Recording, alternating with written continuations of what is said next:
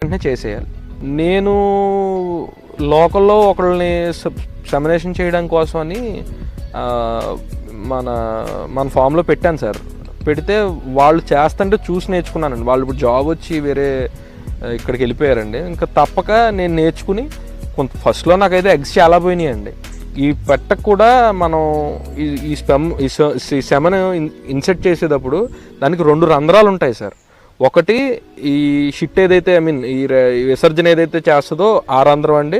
ఒకటి ఈ గుడ్లు బయటకు వచ్చే రంధ్రం అండి. నాకు ఇది తెలియక ఫస్ట్లో నాకు ఎక్స్పీరియన్స్ లేక ఇది ఏదైతే విసర్జన వస్తుందో దాంట్లోకి ఎక్కించేసేటోండి.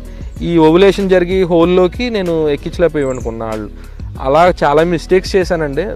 తర్వాత అలా నెమ్మదిగా నేర్చుకుని ఇప్పుడు పర్ఫెక్ట్ అయ్యాను సార్. మనకు స్పోమ్ రావాలి తీయాలి అంటే ఖచ్చితంగా కోడిపుంజు 18 నెలలు దాటి ఉండాలి సార్. లేకపోతే మనకి స్పోమ్ రాదు. ఒరుగులది మనం